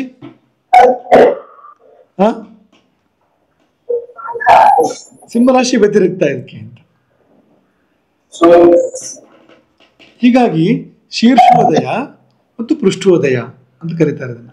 ಶೀರ್ಷೋದಯ ಅಂದ್ರೆ ತಲೆ ಮುಂದಾಗಿ ಮೇಲಕ್ಕೆ ಬರೋಂಥದ್ದು, ಪೃಷ್ಠೋದಯ ಅಂದ್ರೆ ಬೆನ್ನು ಮುಂದಾಗಿ ಹಿಂಭಾಗ ಮುಂದಕ್ಕಾಗಿ ಮೇಲಕ್ಕೆ ಬರೋಂಥದ್ದು ಅಂತ. ತುಂಬಾ ಮುಖ್ಯ ಇದು. ಒಂದು ರಾಶಿ ಮಾತ್ರ ಎರಡೂ ಕಡೆ ಉದಯ ಆಗತ್ತಂಥದ್ದು. ಹಾಗದು ಹೌದು, ಹೀಗಿದ್ದು ಹೌದು, ಅದು ಅಂಥದ್ದು ಒಂದಿದೆ ನೋಡಿ. ಒಂದು ರಾಶಿ ಮಾತ್ರ, ರಾಶಿ ಮಾತ್ರ. ಯಾಕೆಂದ್ರೆ ಒಂದು ಮೀನಿನ ಬಾಲ ಮೇಲಕ್ಕೆ ಬರ್ತಾ ಇದ್ರೆ ಅದೇ ಸಮಯದಲ್ಲಿ ಮತ್ತೊಂದು ಮೀನಿನ ಮೂತಿ ಮೇಲಕ್ಕೆ ಬರ್ತಾ ಇರುತ್ತೆ ನೋಡಿ. ಎರಡು ಬಾಲನ ಒಂದು ಬಾಲ ಮತ್ತೊಂದು ಕಚ್ಕೊಂಡಿರೋದ್ರಿಂದ ಎರಡು ಹೀಗಿಲ್ಲ, ಅದು ಹೀಗಿದೆ, ಎರಡು ಈ ತರ ಇದೆ. ಹೊತ್ತು ಹೀಗಿಲ್ಲ ಅದು ಅಂತ. ಮೀನುಗಳು ಹೀಗಿದ್ದಿದ್ರೆ ಒಂದು ಪೃಷ್ಠೋದಯ ಆಗ್ತಿತ್ತು ಅಥವಾ ಶೀರ್ಷೋದಯ ಆಗ್ತಾ ಇತ್ತು. ಅದು ಹೀಗಿರೋದ್ರಿಂದ ಏನಾಗುತ್ತೆ ಅಂದ್ರೆ ಒಂದು ಮೀನಿನ ಬಾಲ ಮೇಲಕ್ಕೆ ಬರ್ತಾ ಇದ್ರೆ ಅದೇ ಸಮಯದಲ್ಲಿ ಮತ್ತೊಂದು ಮೀನಿನ ಮುಖ ಮೇಲಕ್ಕೆ ಬರ್ತಾ ಇರುತ್ತೆ ಅಂತ. ಹಾಗಾಗಿ ಅದನ್ನ ಬೃಹಜ್ಜಾತಕರು ಹೇಳ್ಬೇಕಾದ್ರೆ ಲಗ್ನಂ ಸಮೇತಿ ಉಭಯತಃ ಪೃಥುರೋಮ ಯುಗ್ಮಂ, ಲಗ್ನಂ ಸಮೇತಿ ಉಭಯತಃ ಪೃಥುರೋಮ ಯುಗ್ಮಂ. ಎರಡು ಕಡೆಯಿಂದ ಅದು ಹೆಂಗೆ ಬಂದ್ರೂ ಹಂಗೂ ಆಗುತ್ತೆ ಹಿಂಗೂ ಆಗುತ್ತೆ, ಆ ಥರ ಇದೆ ಅಂತ. ಮೀನರಾಶಿಯ ವೈಶಿಷ್ಟ್ಯ ಅದು ಅಂತ. ಉಭಯೋದಯ ಅಂತ ಕರೀತಾರೆ ಅದನ್ನ ಅಂತ. ಒಂದು ರಾಶಿ ಮಾತ್ರ ಹಾಗೆ, ಮತ್ತೆಲ್ಲ ರಾಶಿಗಳು ಈಗ ಗೋಜಾಶ್ವಿ ಕರ್ಕಿ ಮಿಥುನಾಹ ಅಂತ. ವೃಷಭ, ಮೇಷ, ಧನು, ಕರ್ಕ, ಮಕರ ಇದೆಲ್ಲ ಪೃಷ್ಠೋದಯ ರಾಶಿಗಳು. ಸಿಂಹ, ಕನ್ಯಾ, ತುಲಾ, ವೃಶ್ಚಿಕ, ಕುಂಭ, ಮಿಥುನ ಇದೆಲ್ಲ ಶೀರ್ಷೋದಯ ರಾಶಿಗಳು. ಈ ಮಿಥುನ ರಾಶಿ ಮೇಲಕ್ಕೆ ಬರ್ಬೇಕಾದ್ರೆ ಪುರುಷ ಸ್ತ್ರೀ ಇದಾರಲ್ಲ ಅವ್ರ ತಲೆ ಮೇಲಕ್ಕೆ ಬರುತ್ತೆ ಮೊದಲು, ಹೊರತು ಕಾಲಲ್ಲ. ಕನ್ಯೆ ಇದ್ದಾಳಲ್ಲ ಅವಳು ತಲೆ ಮೇಲಕ್ಕೆ ಬರುತ್ತೆ, ಕಾಲಲ್ಲ. ಸಿಂಹರಾಶಿನೂ ಹಾಗೆ. ಈ ವೃಶ್ಚಿಕದ್ದು ಹಾಗೆ, ಕೊಂಡಿ ಮೊದಲು ಮೇಲಕ್ಕೆ ಬರೋದಲ್ಲ, ಮೂತಿ ಮೊದಲು ಮೇಲಕ್ಕೆ ಬರುತ್ತೆ ಅದ್ರದ್ದು ಅಂತ. ಹಾಗೆ ಈ ವೃಷಭಕ್ಕೆ ತಗೊಂಡ್ರೆ, ಮೇಷಕ್ಕೆ ತಗೊಂಡ್ರೆ ಇದೆರಡು ವ್ಯತ್ಯಾಸ ಇದೆ ಪೂರ್ತಿ. ಧನುರಾಶಿ ತಗೊಂಡ್ರೆ ಮೊದಲು ಕುದುರೆ ಬಾಲ ಮೇಲಕ್ಕೆ ಬರುತ್ತೆ, ಆಮೇಲೆ ಕುದುರೆ ಶರೀರ, ಆಮೇಲೆ ಮನುಷ್ಯನ ಮುಖ ಮೇಲಕ್ಕೆ ಬರುವಂಥದ್ದು. ಹೀಗೆ ಇದೆಲ್ಲ ಹಿಂದು ಮುಂದಾಗಿ ಉದಯ ಆಗ್ತವೆ. 5 ರಾಶಿಗಳು ಹಿಂದು ಮುಂದಾಗಿ ಉದಯ ಆಗ್ತವೆ. ವೃಷಭ, ಮೇಷ, ಧನು, ಕರ್ಕ, ಮಕರ 5 ರಾಶಿಗಳು. 6 ರಾಶಿಗಳು ಮುಖ ಮುಂದಾಗಿ ಮೇಲಕ್ಕೆ ಬರ್ತವೆ, ತಲೆ ಮುಂದಾಗಿ ಮೇಲಕ್ಕೆ ಬರ್ತವೆ. ಒಂದು ಮಾತ್ರ ಹಿಂಗೂ ಇದೆ ಹಂಗೂ ಇದೆ ಅಂತ, ಮಿಥುರಾಶಿ ಅಂತ. ಅದು ವಿಶೇಷ ರಾಶಿ ಅದು ಮಿಥುರಾಶಿ ಅಂದ್ರೆ ಅಂತ. ಲಗ್ನಂ ಸಮೇತ್ಯುಭಯತಃ ಪೃಥು ರೋಮಯುಗ್ಮಂ ಅಂತ. ಇದಕ್ಕೂ ತುಂಬ ವಿಶಿಷ್ಟ ಫಲಗಳಿದೆ ಇದಕ್ಕೂ ಕೂಡ ಅಂತ. ಈಗ ಉದಾಹರಣೆಗೆ ರೋಗ ಪ್ರಶ್ನೆ ಅಂತ ತಗೊಳ್ಳಿ. ರೋಗ ಪ್ರಶ್ನೆ ಯಾವ ರಾಶಿ ಬಂದರೂ ಒಳ್ಳೆಯದು ನೀವು ಯೋಚನೆ ಮಾಡಿ. ರೋಗ ಪ್ರಶ್ನೆಗೆ ಒಂದು ವೇಳೆ ಶೀರ್ಷೋದಯ ಬಂದರೆ ಭಾರಿ ಒಳ್ಳೆಯದು ಅಂತ ಅನ್ಕೋಬಾರ್ದು ನಾವು ಅಂತ. ಯಾಕೆಂದರೆ ಶೀರ್ಷೋದಯ ಬಂದ ಅರ್ಥ ಏನು ಅಂದರೆ ಬರ್ತಾ ಇದೆ ಅದು ಅಂತ ಅರ್ಥ. ಅದಕ್ಕೆ ಶೀರ್ಷೋದಯ ರಾಶಿ ಬಂತು ಅಂದರೆ, ಸಿಂಹ ರಾಶಿ ಬಂತು ಅಂದರೆ ರೋಗ ಇನ್ನೂ ಬರ್ತಾ ಇದೆ, ಇನ್ನು ಬಂದು ಮುಗಿದಿಲ್ಲ, ಆಗಿಲ್ಲ, ಇನ್ನೂ ಬರಕ್ಕಿದೆ ಅದು ಅಂತ ರೋಗ ಅಂತ, ಇನ್ನು ಹೆಚ್ಚಾಗುತ್ತೆ ಮುಂದೆ ಅಂತ ತಾತ್ಪರ್ಯ ಕೊಡುತ್ತೆ ಅದು. ಅದೇ ಈಗ ವೃಷಭ ರಾಶಿ ಬಂತು ರೋಗ ಪ್ರಶ್ನೆಯಲ್ಲಿ ಅಂತ ಆದರೆ ಆಗ ಅದು ಹೋಗ್ತಾ ಇದೆ ರೋಗ ಅನ್ನೋ ಅರ್ಥ ಕೊಡುತ್ತೆ ಅದು ಅಂತ. ಬೆನ್ನು ಹಾಕಿದೆ, ಈ ವ್ಯಕ್ತಿತ್ವಕ್ಕೆ ಯಾವ ಪ್ರಶ್ನೆ ಕೇಳ್ತಾ ಇರೋ ವ್ಯಕ್ತಿಗೆ ಬೆನ್ನು ಹಾಕಿದೆ, ಆ ಕಡೆ ಹೊರಟಿದೆ, ಅದು ಹೋಗುತ್ತೆ ರೋಗ ಅಂತ ಹೇಳಬೇಕು ಅಂತ. ಇಷ್ಟು ಮುಖ್ಯ ಇರುತ್ತೆ ಇದು ಅಂತ. ರೋಗದ ವಿಷಯಕ್ಕಾಗುವಾಗ ಹೀಗೆ, ಲಕ್ಷ್ಮಿ ವಿಷಯಕ್ಕಾಗುವಾಗ ವ್ಯತ್ಯಸ್ತ ಫಲ ಕೊಡುತ್ತಿದೆ ಅಂತ. ಪುಷ್ಪೋದಯ ರಾಶಿ ಬಂತು ಅಂದ್ರೆ ಸಂಪತ್ತು ಹೋಗ್ತಾ ಇದೆ, ಮಗು ಬರ್ತಾ ಇಲ್ಲ ಹೋಗ್ತಾ ಇದೆ ಅಂತ ಹೇಳ್ಬೇಕಾಗತ್ತೆ ಅಂತ. ಶೀರ್ಷೋದಯ ರಾಶಿ ಬರಬೇಕು ಬರ್ತಾ ಇದೆ ಅಂತ ಹೇಳೋದಕ್ಕೆ ಅಂತ. ಇದನ್ನ ತುಂಬಾ ಮುಖ್ಯವಾಗಿರುವಂಥದ್ದು ಅಂತ. ಮೀನ ಬಂತು ಅಂದ್ರೆ ಏನಪ್ಪಾ ಅಂದ್ರೆ ಆಚೆ ಹೋಗ್ತಾನೋ ಇದೆ ಈಚೆ ಬರ್ತಾನೋ ಇದೆ ಅಂತ ಅನ್ಬೇಕು ಅಂತ. ಅದೊಂದು ರೋಗ ಪ್ರಶ್ನೆಯಲ್ಲಿ ಮೀನ ರಾಶಿ ಬಂದ್ಬಿಡ್ತು ಅಂದ್ರೆ ರೋಗನ ಅದು ಈ ಕಡೆಯಿಂದ ಹೋದಾಗ ಕಾಣ್ತಾ ಇರುತ್ತೆ, ಆ ಕಡೆಯಿಂದ ಬರ್ತಾ ಇರುತ್ತೆ, ಮತ್ತೆ ಅದು ಮುಗಿಯೋದೇ ಅಲ್ಲ ಅಂತ. ಒಂದ್ಸರಿ ಕಡಿಮೆ ಆಗುತ್ತೆ, ಜಾಸ್ತಿ ಆಗುತ್ತೆ, ಹತ್ರ ಆಗುತ್ತೆ ನೋಡಿ ಅಂತ ಅಂಥದ್ದನ್ನು ಅದು ಹೇಳುತ್ತೆ. ಹೀಗೆ ಈ ಪೃಷ್ಠೋದಯ, ಶೀರ್ಷೋದಯ ಮತ್ತು ಉಭಯೋದಯ ರಾಶಿಗಳು ತುಂಬ ಫಲ ನಿರೂಪಣೆ ಮಾಡುವಾಗ ತುಂಬ ಮಹತ್ವದ್ದಾಗಿರುತ್ತೆ. ಅದನ್ನು ಚೆನ್ನಾಗಿ ಮಾತ್ರ ಇಟ್ಕೋಬೇಕು. ಇದೆಲ್ಲ ಇಟ್ಕೊಂಡು ನಾವು ಫಲ ನಿರೂಪಣೆ ಮಾಡಿದರೆ ಅದರಲ್ಲಿ ತುಂಬ ಅದ್ಭುತ ವಿಷಯಗಳು ಸಿಗುತ್ತೆ ನಮಗೆ, ತುಂಬ ಅದ್ಭುತ ವಿಷಯಗಳು ಸಿಗುತ್ತೆ. ಇದಿಲ್ಲದೇ ಫಲ ನಿರೂಪಣೆ ಮಾಡೋಕ್ಕೆ ಹೊರಟಾಗ ತಪ್ಪಾಗತ್ತೆ ಎಷ್ಟೋ ಸರ್ತಿ ಅಂತ. ಇವತ್ತು ಯಾಕೆ ದೇವಜ್ಞರು ಅನೇಕರು ಹಿಂದೆ ಬೀಳ್ತಾರೆ ಅಂತಂದರೆ ಇದನ್ನೆಲ್ಲ ಪರಿಗಣನೆ ಮಾಡಿರೋದಿಲ್ಲ ಅವರು. ಇದಕ್ಕೆಲ್ಲ ಸ್ವಲ್ಪ ಸಮಾಧಾನ ಬೇಕು, ಗಮನಿಸಬೇಕು, ಎಲ್ಲದನ್ನು ಕೂಡ ಗಮನಿಸಬೇಕು. ಯಾವ ರಾಶಿ ಒಂದು ಗ್ರಹ ಇದೆ, ಸೊ ಯಾವ ರಾಶಿ ಪ್ರಶ್ನೆ ಬಂತು, ಲಗ್ನ ಯಾವ ರಾಶಿ ಬಂತು, ಅದರ ಸ್ವಭಾವಗಳು ಏನೇನು ಅಂತ ಅನ್ನೋದನ್ನು ಗಮನಿಸ್ಕೊಂಡ್ರೆ ಫಲ ತುಂಬ ಚೆನ್ನಾಗಿ ಹೇಳೋಕ್ಕೆ ಸಾಧ್ಯ ಇರುತ್ತೆ. ಗಮನಿಸ್ಕೊಳ್ಳದೆ ಇದ್ದಾಗ ಏನಕ್ಕೇನೋ ಆಗತ್ತೆ ಅಂತ. ಹಾಗಾಗಿ ಇದೆಲ್ಲ ಗಮನಿಸ್ಕೋಬೇಕು. ಪುರುಷ ರಾಶಿಯೋ, ಸ್ತ್ರೀ ರಾಶಿಯೋ, ಅಷ್ಟೋದಯವೋ, ಶೀರ್ಷೋದಯವೋ, ಚರವೋ, ಸ್ಥಿರವೋ, ಉಭಯವೋ, ಕ್ರೂರವೋ, ಸೌಮ್ಯವೋ, ಮತ್ತು ಆ ರಾಶಿಗಳ ಸ್ವಭಾವಗಳು ಬೇರೆ ಇದೆ ಪ್ರತ್ಯೇಕವಾಗಿದೆ ಅಂತ. ಅದು ನೋಡ್ಕೊಂಡಾಗ ನಮಗದು ಫಲ ನಿರೂಪಣೆ ಮಾಡೋದು ತುಂಬ ಸುಲಭ ಆಗುತ್ತೆ ಅಂತ. ಜಲವೃದ್ಧಿ ಉದಾಹರಣೆಗೆ ಜಲರಾಶಿಗಳಿದ್ದಾವೆ.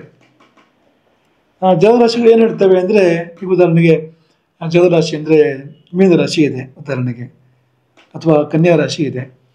ರೋಗ ಪ್ರಶ್ನೆ ಜಲರಾಶಿ ಬಂತು ಅಂದರೆ ಅದು ರೋಗ ಜಾಸ್ತಿ ಆಗುತ್ತೆ ಅಂತ ಹೇಳಬೇಕು ಅಂತ ಹೇಳ್ತಾರೆ ಅಲ್ವಾ. ನೀವು ಹಿಂದೆ ಕೇಳಿದಿರಲ್ಲ ಪಠಣ. ರೋಗ ಪ್ರಶ್ನೆಯಲ್ಲಿ ಜಲರಾಶಿ ಬಂತು ಅಂದರೆ ಅಶುಭ, ಅದು ಜಲ ಪ್ರಶ್ನೆ ಆದರೆ ಶುಭ, ಅದು ರೋಗ ಪ್ರಶ್ನೆ ಆದರೆ ಅಶುಭ. ಯಾಕೆ ಅಶುಭ ಅಂತಂದರೆ ನೀರು ಏನು ಮಾಡುತ್ತೆ ಅಂದರೆ ಬೆಳೆಸುತ್ತೆ ಅಲ್ವಾ. ನೀರಿನ ಗುಣ ಏನು? ನೀರಿನ ಗುಣ ಬೆಳೆಸುವಂಥದ್ದು ಅಂತ. ಸಸ್ಯಗಳನ್ನೆಲ್ಲ ಬೆಳೆಸುತ್ತೆ ನೀರು. ಸಸ್ಯಗಳನ್ನ ಮಾತ್ರ ಅಲ್ಲ, ಮನುಷ್ಯರು ಕೂಡ ನೀರು ಕುಡಿದನ್ನ ಬೆಳಿತೀವಿ. ನೀರು ಕುಡಿದೇನಾಗುತ್ತೆ, ಒಣಗೋಗ್ತೀವಲ್ವಾ. ನೀರಂಶ ಇರೋದಕ್ಕೆ ನಾವು ದಪ್ಪ ಇರೋದೀಗ. ಒಂದು ಮನುಷ್ಯ ಸ್ಥೂಲಕಾಯಿ ಆಗಬೇಕು ಅಂದರೆ ಅಷ್ಟು ನೀರಿನ ಅಂಶ ಬೇಕಾಗತ್ತೆ ಅಂತ. ಹಾಗೆ ನೀರು ತುಂಬಿಕೊಂಡ್ರೆ ಊದ್ಕೊಳ್ತಾ ಹೋಗ್ತಾನಲ್ವಾ ಸಹಜವಾಗೇನೆ. ಒಂದೊಂದು ಏನೇ ಆದ್ರೂ ನೀರು ತುಂಬಿಕೊಳ್ತಾ ಹೋಯ್ತು ಅಂತ ಅದು ಊದ್ಕೊಳ್ತಾ ಹೋಗುತ್ತೆ ನೋಡಿ ಅದು ಅಂತ, ತಪ್ಪಾಗ್ತಾ ಹೋಗುತ್ತೆ ಅದು ಅಂತ. ಅಂದರೆ ಈ ಬ್ರಹ್ಮಣ ಈ ವೃದ್ಧಿಪಡಿಸೋವಂಥದ್ದು ಅನ್ನೋದು ನೀರಿನ ಗುಣ, ಅದು ನೀರಿನ ಸ್ವಭಾವ ಅಂತ. ಹಾಗಾಗಿ ಜಲರಾಶಿ ಬಂದಾಗ ಯಾವ ವಿಷಯದ ಪ್ರಶ್ನೆಯೋ ಅದನ್ನು ಜಾಸ್ತಿ ಮಾಡುತ್ತೆ ಅದು. ರೋಗ ಪ್ರಶ್ನೆ ಆದರೆ ರೋಗನ ಜಾಸ್ತಿ ಮಾಡುತ್ತೆ ಅದು. ಅದೇ ಇನ್ಯಾವುದು ಬೇರೆ ಪ್ರಶ್ನೆ ಆದರೆ, ಈಗ ಒಂದು ವಂಶದ ಬಗ್ಗೆ ಪ್ರಶ್ನೆ ಮಾಡಿದರೆ ವಂಶ ವೃದ್ಧಿ ಮಾಡುತ್ತೆ ಅಂತ, ವಂಶ ವೃದ್ಧಿ ಆಗುತ್ತೆ ಅಂತ ಅರ್ಥ ಅದು ಅಂತ, ಆ ರಾಶಿ ಬಂದಾಗ ಅಂತ. ಹಾಗಾಗಿ ನೀವು ಅದನ್ನು ಚೆನ್ನಾಗಿ ಅರ್ಥ ಮಾಡ್ಕೋಬೇಕು. ಇದು ಯಾವುದಿದು ಪೃಷ್ಠೋದಯವೋ, ಉಭಯೋದಯವೋ, ಅಥವಾ ಶೀರ್ಷೋದಯವೋ, ಜಲರಾಶಿಯೋ, ಅದನ್ನು ನೋಡಿದಾಗ ನಮಗೆ ಫಲ ಹೇಳೋಕ್ಕೆ ತುಂಬ ಸುಲಭ ಆಗುತ್ತೆ. ಚೆನ್ನಾಗಿ ಇದನ್ನು ಮಾತಾಡ್ಕೊಳ್ಬೇಕು. ಈ ಶ್ಲೋಕ ತುಂಬ ಒಳ್ಳೆ ಶ್ಲೋಕ. ಈ ಕ್ರೂರ ಸೌಮ್ಯ ಇದೆಯಲ್ಲ, ತುಂಬ ಚೆನ್ನಾಗಿ ಕಡಿಮೆ ಶಬ್ದಗಳಲ್ಲಿ ಅವ್ರ ಪ್ರತಿಜ್ಞೆ ಹಾಗೆ.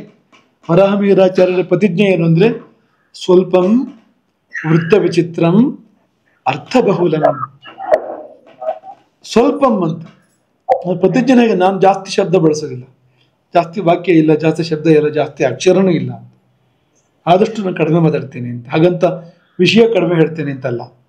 ಅರ್ಥಬಹುಲಂ, ತುಂಬ ವಿಶಾಲವಾಗಿರುವಂಥ ಅರ್ಥವ್ಯಾಪ್ತಿ ಇರುತ್ತೆ. ಅದಕ್ಕೆ ಕಡಿಮೆ ಶಬ್ದಗಳನ್ನು ಬಳಸಿರ್ತಾರೆ. ತುಂಬ ಗಂಭೀರವಾದಂಥ ಒಂದು ಭಾಳ ಅಪ್ರತಿಮ ವಿದ್ವಾಂಸ ಅವರು ವರಾಹಮಿಹಿರಾಚಾರ್ಯರು.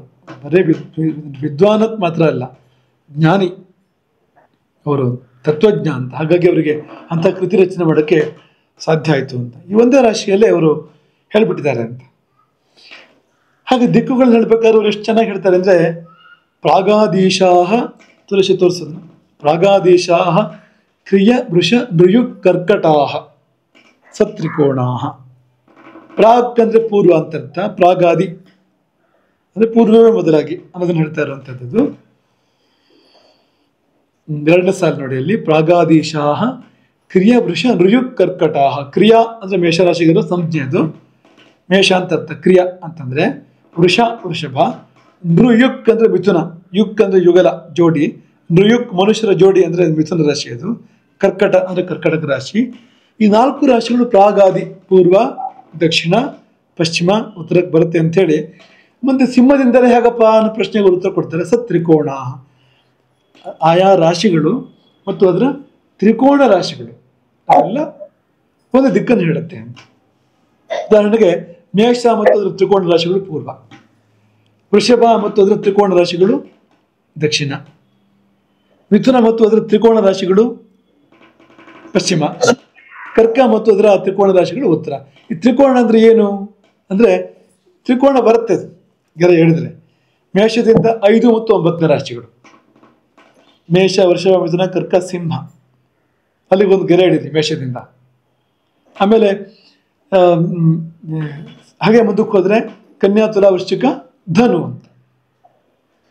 ಮೇಷ ಸಿಂಹ ಧನು ತ್ರಿಕೋಣ ಅದು ಅಂತ. ಈ 3 ಪೂರ್ವ ಅಂತ.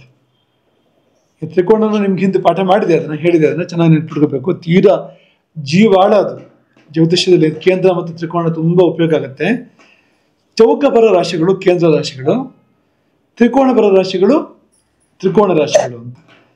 5, 9ನೇ ರಾಶಿಗಳು, ಆ ರಾಶಿಯಿಂದ 5 ಮತ್ತು 9ನೇ ರಾಶಿ ತ್ರಿಕೋಣ ರಾಶಿ ಅಂತ. ವೃಷಭಕ್ಕೆ ಕನ್ಯಾ ಮತ್ತು ಮಕರ, ಮಿಥುನಕ್ಕೆ ತುಲಾ ಮತ್ತು ಕುಂಭ, ಕರ್ಕಕ್ಕೆ ವೃಶ್ಚಿಕ ಮತ್ತು ಒಂದೊಂದು ರಾಶಿ ಮುಂದೆ ಹೋಗುತ್ತೆ ಅಷ್ಟೇ, ಒಂದೊಂದು ರಾಶಿ ಮುಂದೆ ಹೋಗುತ್ತೆ. ಹೀಗೆ ಸತ್ರಿಕೋಣ ಒಂದು ಶಬ್ದದ ಮೂಲಕ ಅವರೆಲ್ಲ ಹೇಳ್ಬಿಟ್ರು ಅಂತ. 12 ರಾಶಿಗಳು ನಿರೂಪಣೆ ಮಾಡಿಬಿಟ್ಟಿದ್ದಾರೆ ಒಂದೇ ಶಬ್ದದಲ್ಲಿ ಅಂತ. ಸತ್ರಿಕೋಣ. ಹಾಗಾಗಿ ತ್ರಿಕೋಣ ರಾಶಿಗಳೆಲ್ಲ ಆಯಾ ರಾಶಿಯ ತ್ರಿಕೋಣ ರಾಶಿಗಳು ಕೂಡ ಅದೇ ದಿಕ್ಕನ್ನು ಹೇಳ್ತವೆ ಅಂತ. ಪೂರ್ವ ಇದು ಮೇಷ ಮತ್ತು ಅದರ ತ್ರಿಕೋಣ ರಾಶಿಗಳು 1, 5, 9, ವೃಷಭ ಮತ್ತು ತ್ರಿಕೋಣ ರಾಶಿ, ಹೀಗೆ ಎಲ್ಲ ರಾಶಿಗಳು 4 ರಾಶಿಗಳು ಮತ್ತು ತ್ರಿಕೋಣ ರಾಶಿಗಳು ಆಯಾ ದಿಕ್ಕನ್ನು ಹೇಳ್ತೇವೆ ಅಂದರೆ ಎಲ್ಲ ದಿಕ್ಕುಗಳು ಅದರಲ್ಲಿ ಬಂದಾಗಾಯಿತು ಅಂತ. ಇಷ್ಟಿಟ್ಕೊಳ್ಳಿ. ಮುಂದಿನ ಪಾಠದಲ್ಲಿ ಇದರ ಮುಂದುವರಿಕೆ ಮಾಡೋಣ. ಇದೆಲ್ಲ ತುಂಬ ಮೂಲವಾಗಿರುವಂಥದ್ದು, ತುಂಬ ಸಹಾಯ ಮಾಡುವಂಥದ್ದು, ನಮಗೆ ಫಲ ನಿರೂಪಣೆಗೆ ತುಂಬ ತುಂಬ ತುಂಬ ಸಹಾಯ ಮಾಡ್ತಕ್ಕಂಥದ್ದು ಇವೆಲ್ಲವೂ ಕೂಡ. ಚೆನ್ನಾಗಿ ಮನಸ್ಸಲ್ಲಿಟ್ಕೊಂಡು ಇದನ್ನು ನಾವು ಶಾಸ್ತ್ರವನ್ನು ಪ್ರಯೋಗ ಮಾಡಬೇಕು. ಹರೇ ರಾಮ.